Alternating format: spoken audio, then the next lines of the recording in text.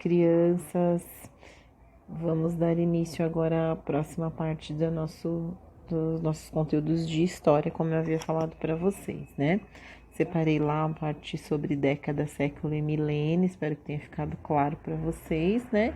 E agora a gente vai começar a falar sobre a colonização do Brasil, sobre a chegada dos portugueses e um pouco sobre os índios também, tá bom?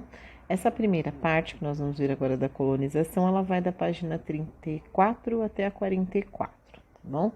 Então, lá na página 34, tá falando um pouco sobre o início da colonização lá, né? Há mais de 500 anos atrás, né? Que os povos vieram de Portugal, aí como tá no slide, tá? Os povos vieram de Portugal, né? E chegaram aqui e tomaram posse da terra, né? Do Brasil. E essa ocupação foi acontecendo aos poucos, eles foram vendo aos poucos, se trazendo, né?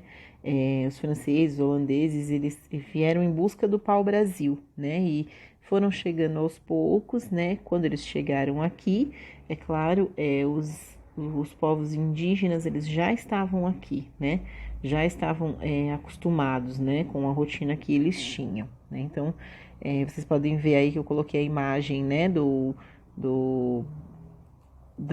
Dos povos europeus chegando, né, no Brasil, e os índios já estavam aqui, tá bom?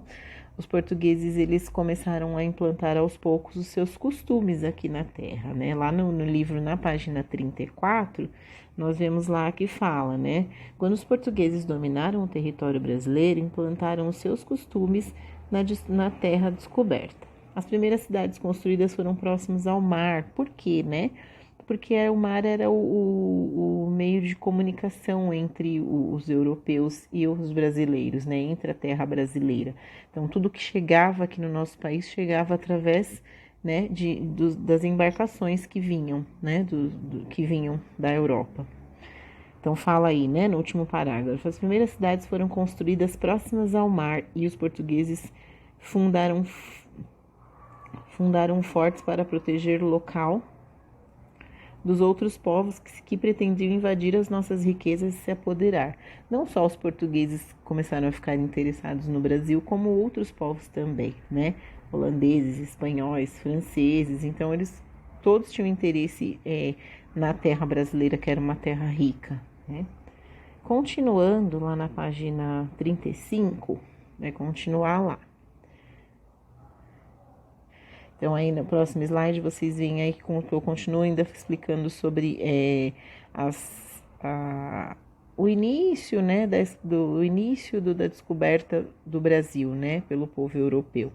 As primeiras cidades foram construídas próximas ao mar, como eu falei, porque era fácil acesso, né, e eles tinham interesse no pau-brasil. Vocês estão vendo aí que está falando um pouco de quem extraía, né, tem umas árvores aí do lado, é claro, do pau-brasil, que era uma árvore muito rica, né, e muito cobiçada por todos, né? E quem fazia essa extração eram os próprios índios. Lá na página 35, né, tá falando um pouco sobre sobre o crescimento da população, né? Então a população foi aumentando, as cidades foram crescendo, né?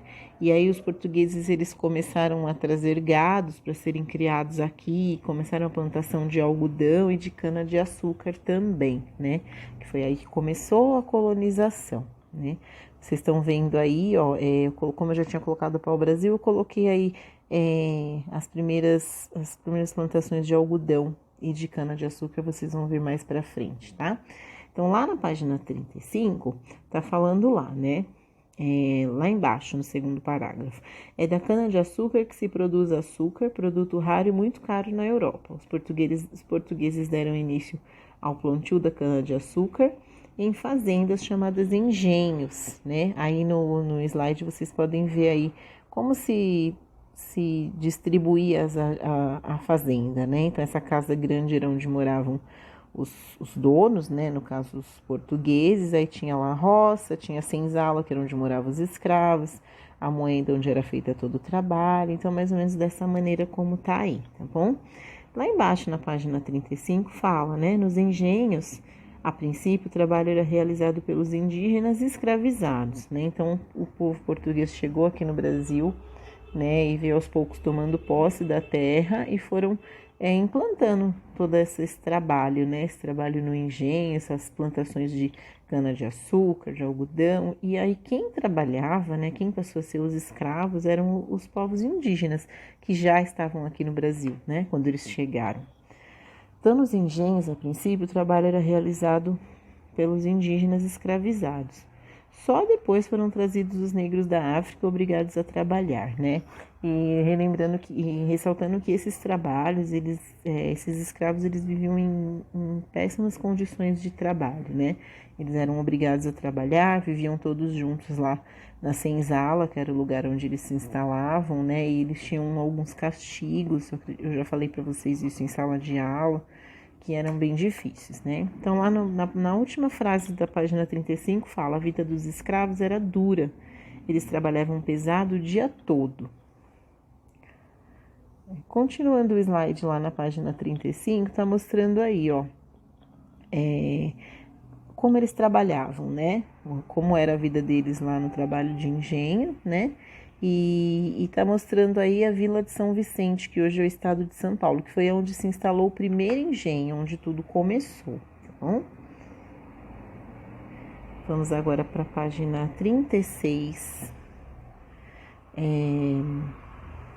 No próximo slide também mostra, né, as produções em Pernambuco e Bahia que deram muito certo por conta do clima, né? Produção de cana-de-açúcar, produção de tudo que vai derivar da cana-de-açúcar, né?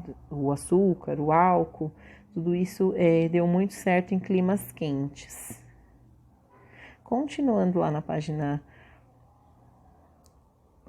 36, está falando lá, né? Que atualmente o maior produtor de cana-de-açúcar é o Brasil, né? Então, da cana-de-açúcar eu faço várias coisas como tem aí, o açúcar, a rapadura, a cachaça e o álcool, né? Tudo isso era extraído da cana-de-açúcar, né? E tudo isso era fabricado e moldado lá no engenho, né? Como vocês estão vendo aí. Lá na página 36 está falando lá, vocês têm até uma imagem aí, tá vendo? Os antigos engenhos foram substituídos por grandes usinas, né? Hoje em dia quem faz toda essa fabricação de todos esses produtos que vocês estão vendo são essas grandes usinas, né? Continuando lá, tá vendo? Hoje existem grandes usinas modernas, né? Com máquinas. Lá na página 36 fala, no terceiro parágrafo: as usinas compram cana-de-açúcar dos fazendeiros que utilizam o trabalho dos boias frias. Eles são contratados no período da colheita e aí eles são responsáveis por todo esse trabalho, né? Mas quem são os boias frias, né? Vamos ver agora quem são os boias frias. Boia fria, tá lá, né? Aquele que trabalha na zona rural sem vínculo empregatício ou sem garantia de permanência no serviço. Trabalhador rural. Trabalhador que traz a refeição de casa para se alimentar no lugar onde trabalha. Por isso que são chamados de boias frias, né? Geralmente eles levantam muito cedo e vão lá trabalhar e levam a sua marmita, a sua comida e não tem onde esquentar. Então, acabam comendo, né, a marmita, que seria a boia, né, fria. Então, tá falando lá, ó. O termo boia fria indica pessoas que trabalham na zona rural. Sofrem com péssimas condições de trabalho e transportes e recebem muito pouco. A expressão boia fria vem do modo de como se alimentavam, pois os trabalhadores saíam para trabalhar na madrugada, levando suas marmitas e não tinham de esquentá-las. Tá? Aí tem outro slide aí, né, explicando novamente para vocês o nome boia fria, como eu acabei de falar, o slide tá aí de acordo com a página 36. Na página 37, já tem algumas atividades sobre essa parte da colonização. Então, nós vamos ler, tá bom? E para vocês realizarem página 37 e 38, tá? Então, o primeiro lá. O que levou os portugueses a tomar posse do território brasileiro? Então, por que eles tomaram posse do território? Porque eles achavam que eles tinham esse direito e por que eles fizeram isso, né? Observe a imagem, pesquise e responda o que se pede.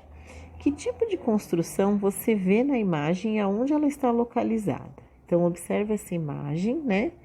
E observa onde ela pode estar localizada e o que vocês veem nela. Presta bem atenção nela, tá bom?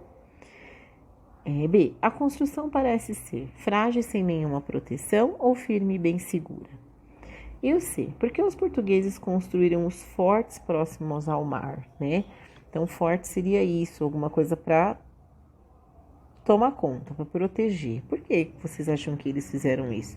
Foi para proteger os índios, proteger a si mesmo? Pensem lá de acordo com o texto e com tudo que vocês sabem sobre a colonização. 3. Quais as principais atividades econômicas trazidas pelos portugueses? Aí vocês vão pintar o quadrinho certo, o que eles trouxeram para nós, né? Então aqui eles faziam a extração do pau-brasil, né? Mas o que eles trouxeram para nós aqui, que foi o que começou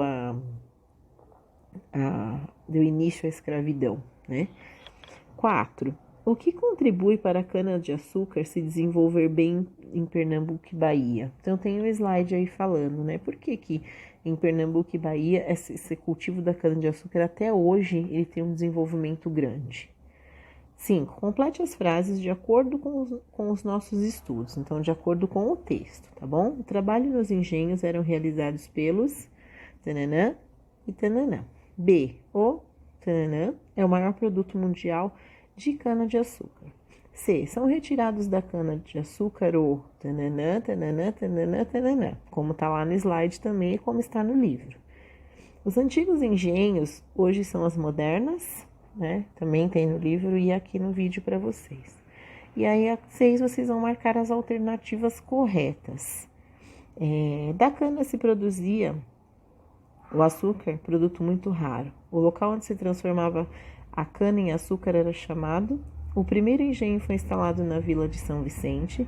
As condições de trabalho dos escravos trazidos da África eram satisfatórias. Os portugueses enviaram cana-de-açúcar para a Europa para ser transformada em açúcar.